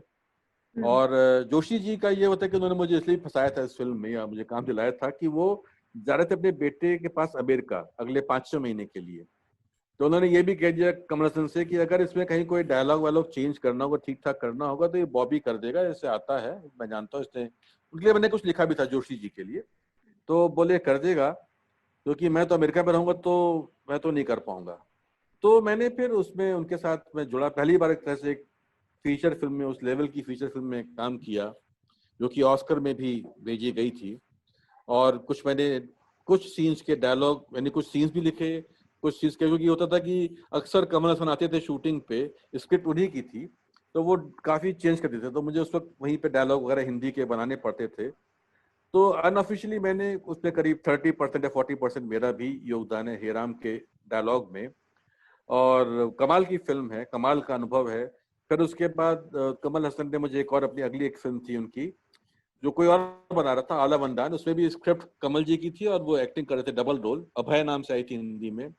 तो मुझे उन्होंने ऑफर दिया कि मैं उसके डायलॉग लिखूं। तो वो एक तजुर्बा रहा फिर था कि मुझे डायलॉग लिखने हैं, और नवाजुद्दीन सिद्दीकी रहेंगे मेरी जगह पे उस फिल्म में, जो काम मैंने हेराम में किया था। लेकिन किसी वजह से नवाज कंटिन्यू नहीं कर पाया, तो फिर मुझे कहा कि तुमको रहना है शूटिंग में। तो उसकी भी शूटिंग में मैं रहा, उनके से बहुत कुछ सीखा, मजा आया, काफी अच्छे हम लोग के उस वक्त संबंध रहे, और इस तरह से जिंदगी चलती रही।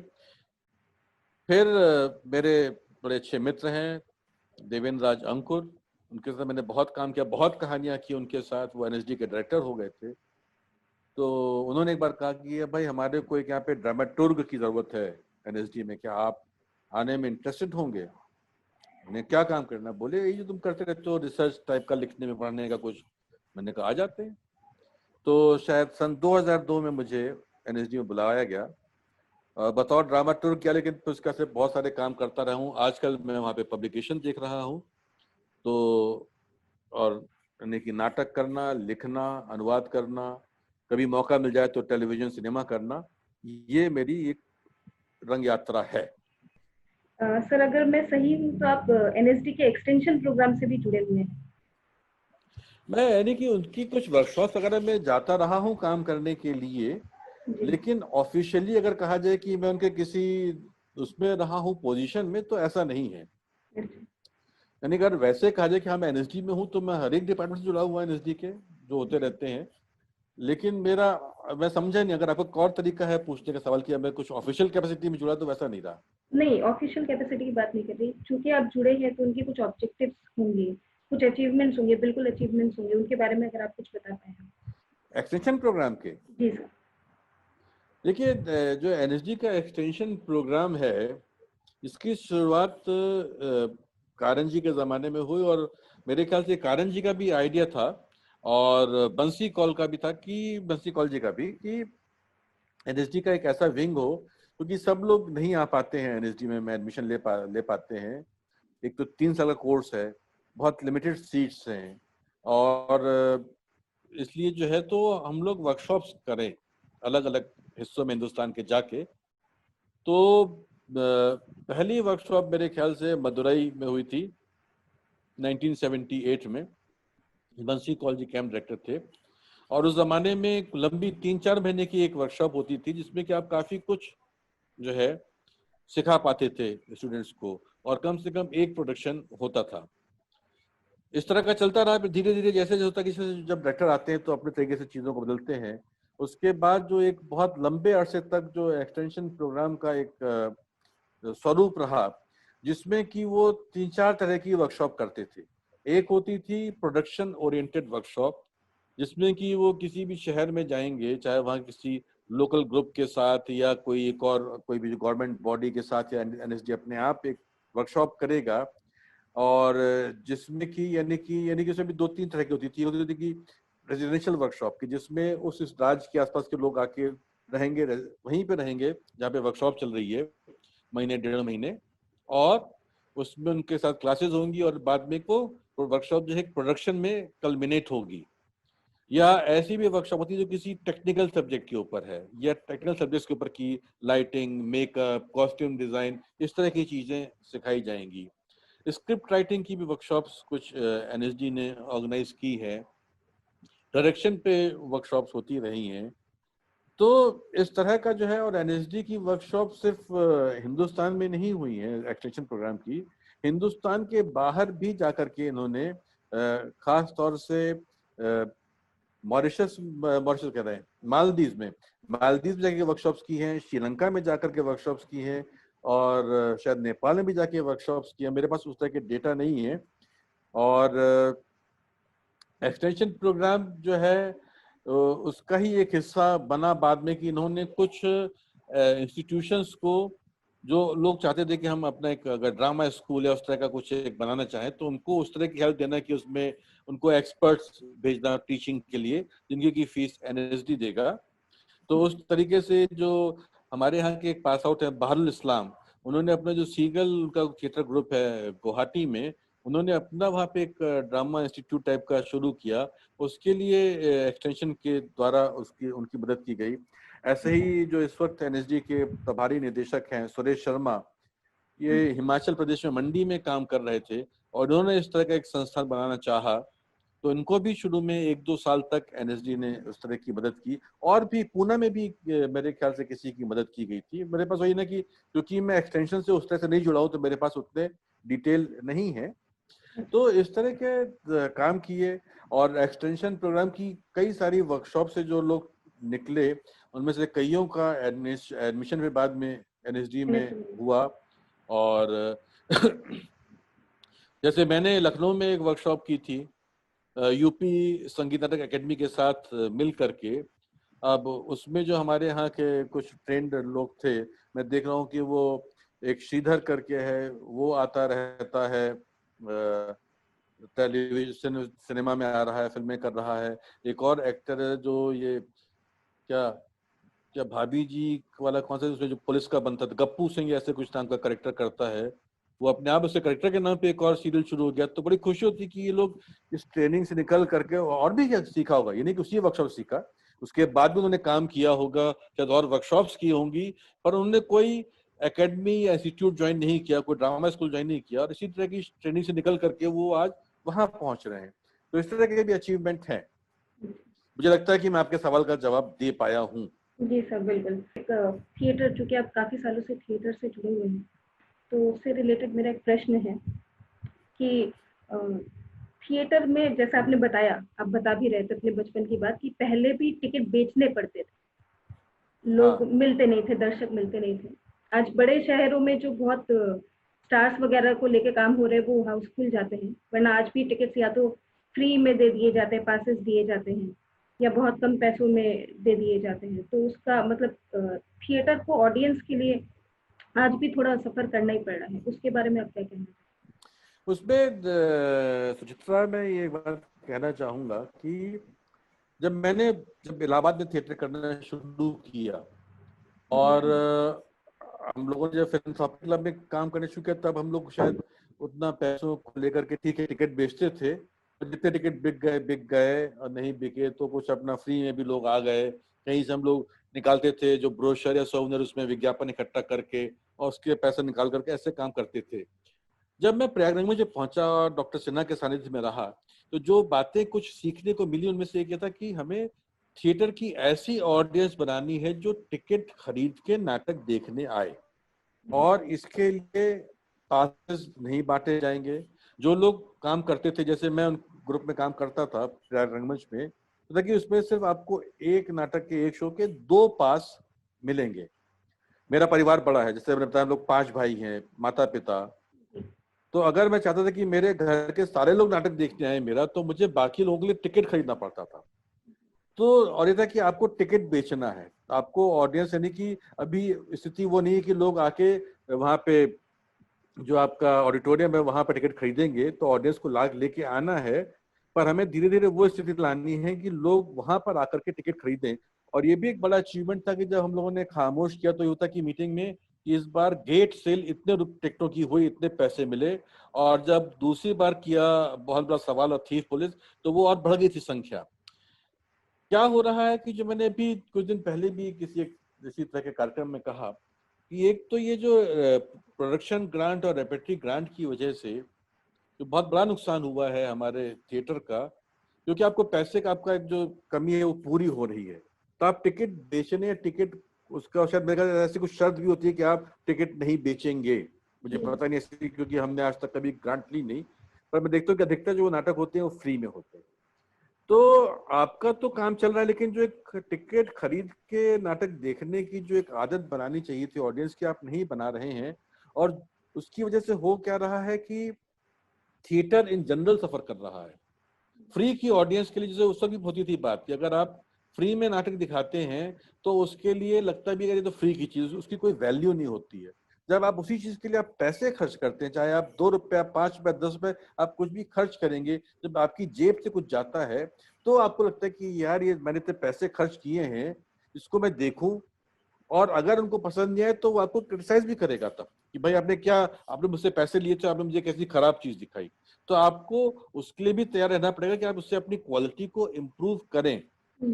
और इसलिए जो है ये जो टिकट, यानी कि मेरा अभी भी मानना है, और मैंने तो उसमें कहा कि बजाय इसको कि जो सारी ग्रांट सरकार देती है और जिसमें बहुत सारी धांधलियां भी होती हैं, बहुत सारे गलत लोगों को भी मिलती है, इसको खत्म करके वो पैसा सरकार अगर थिएटर के लिए इंफ्रास्ट्रक्चर डेवलप करे, कि हमको जैसे आज की तारीख में अगर आपको दिल्ली में थिएटर करना है तो श्री राम सेंटर या कमानी जैसे हॉल जहां हम लोग पहले काम करते थे, वो आज की तारीख में 80,000 1 लाख रुपए से कम में आपको हॉल नहीं मिलता है।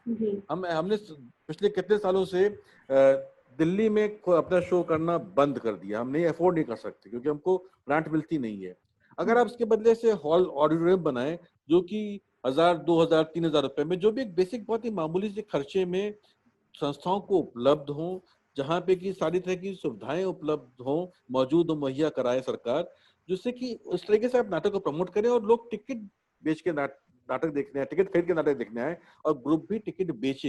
एंटरटेनमेंट टैक्स की जो समस्या है उसको, जिसको खत्म किया जाए या उसको ऐसे किया जाए कि जो थिएटर सीरियसली कर रहे हैं उसके ऊपर टैक्स नहीं लगाया जाए, कुछ इस तरीके का, या बहुत कम टैक्स लगाया जाए। अभी तो जीएसटी लग गया है, पता कितने परसेंट है, 36% है, 38% है, कितने मुझे पता नहीं है, क्योंकि हम टिकट, हम नाटक ही नहीं करते हैं ऐसे, हम तो सिर्फ कोई बुलाता तो जाके वहां पे शो करते हैं। तो जैसे कि मैंने जब यही वर्कशॉप की थी लखनऊ में, तो संगीत अकेडमी बोला कि हम नाटक के टिकट नहीं बेचते। मैंने नहीं, आपको चाहे आप 10 बार रखिए टिकट बेचना होगा। तो हमको ये जो भी नाटक करना है, चाहे जो भी कहीं कर रहा हो, आपको टिकट बेचने चाहिए। लोगों को ये आदत डालनी होगी, भाई आप टिकट खरीदिए और आके तब नाटक देखिए, फ्री के पास नहीं बांटे जाएंगे, तभी कोई बदलाव आ सकता है। और नाटक ऐसे करिए, अच्छे करिए कि ऑडियंस देखने आए। पॉपुलर नाटक करिए लेकिन चीप नाटक मत करिए। इसी से रिलेटेड एक क्वेश्चन और है, पेरेंट्स अपने बच्चों को ड्रामा की तरफ भेजना नहीं चाहते, दो ये भी बाकी सब्जेक्ट्स की तरफ पढ़ाया जा रहा है। उसका एक कारण ये भी है कि जब बच्चा निकलता है, जो रेपरेटरी ज्वाइन करेगा वो 6 स्टूडेंट या जितने भी 8 या 10 स्टूडेंट, उसके पास एक जॉब सिक्योरिटी नहीं होती। दो हम एज अ सब्जेक्ट अब इसको पढ़ाने लगे, काफी सालों से पढ़ाया जा रहा है, तो एक जॉब सिक्योरिटी नहीं है इस फील्ड में, स्टूडेंट को नहीं लगता, उनके पेरेंट्स को नहीं लगता। इसके लिए आप क्या कहना चाहेंगे, कैसे इसको इम्प्रूव कर सकते हैं? देखिए, ये जो समस्या है, ये आप जो बात करी सही बात कह रही हैं। और जो मेरी ट्रेनिंग थी, जो डॉक्टर सिन्हा के साथ जो मेरी ट्रेनिंग थी, उसमें तो ये था कि आप जो जो थिएटर के आंदोलन की बात है कि इसमें आपको सिर्फ अपना झोंकना है, अपना काम करना है, इससे आपको पैसा नहीं कमाना है। पैसा कमाना है तो कुछ और काम करिए। और यानी कि एक जमाने में ऐसा थिएटर इलाहाबाद में भी हुआ है, लखनऊ में भी हुआ है, और दिल्ली में भी बहुत शहरों में हुआ है। यानी कि एनएसडी से निकल करके जो बता रहा हूँ, यानी कि जहाँ पे लोग नौकरी कहीं और करते थे, वो चाहे वो किसी सरकारी ऑफिस में हो, प्राइवेट कंपनी में हो, या कहीं स्कूल में पढ़ा रहे हों, और साथ में वो थिएटर कर रहे हैं और अच्छा खासा अच्छा थिएटर करते थे, रेगुलर थिएटर करते थे।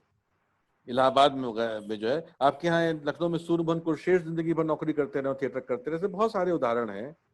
तो मैं जो बता रहा था कि दिल्ली में देशांतर ग्रुप बना था 1967 में, और ये ओम शिवपुरी, रामकुमार बजाज, मोहन महर्षि, बीवी कारंत जैसे एनएसडी के पास आउट लोगों ने बनाया था।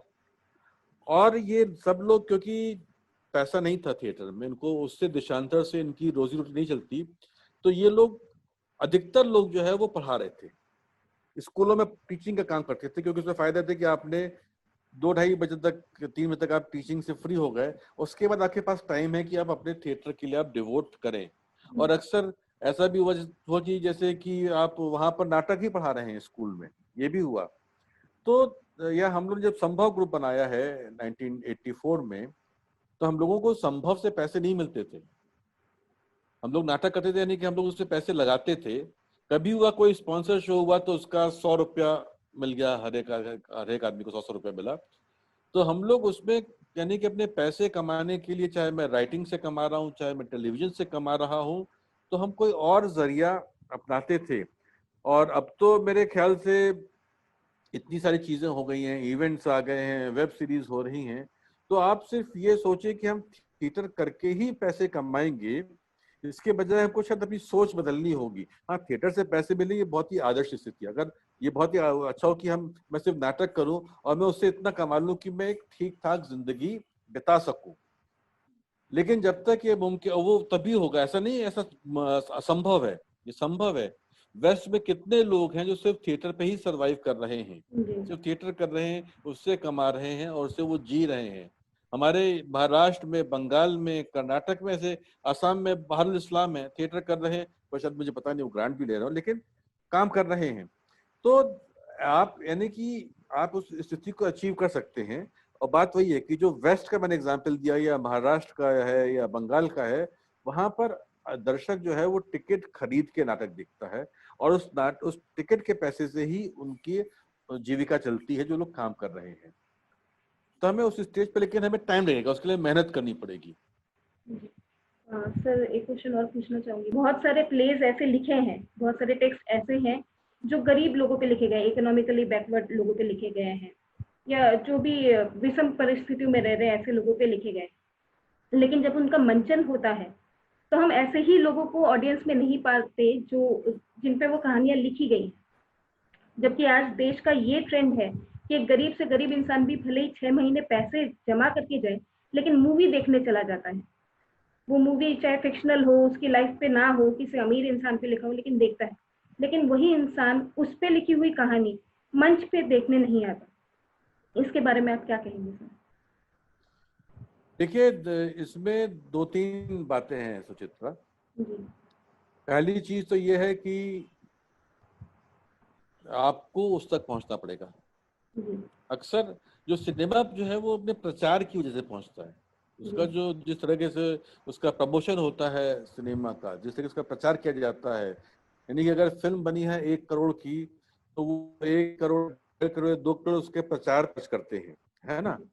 मानी बात है कि हमारे थिएटर की इकोनॉमिक्स इतना हमारे को अलाउ नहीं करती है कि हम इतना प्रचार पे खर्च कर सकें।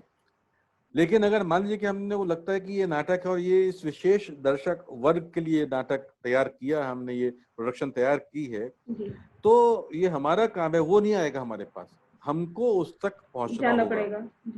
हाँ, या तो हम उस जहां वो रहता है उस जगह जाकर के उस नाटक का प्रदर्शन करें, या फिर हम उन लोगों को लेकर के आए। मानी बात है कि अगर आप ऐसे एक पिछड़े या ऐसे दलित या दमित वर्ग के लिए आप काम कर रहे हैं और उसके पास पैसे ना हो, तो वो आपको वही बात है, ये थोड़ा पेचीदा सवाल है, कैच 22 वाली सिचुएशन है कि आपको, पर आपने उसके लिए तैयार किया है तो आपको कहीं से कुछ आपको करना पड़ेगा इंतजाम।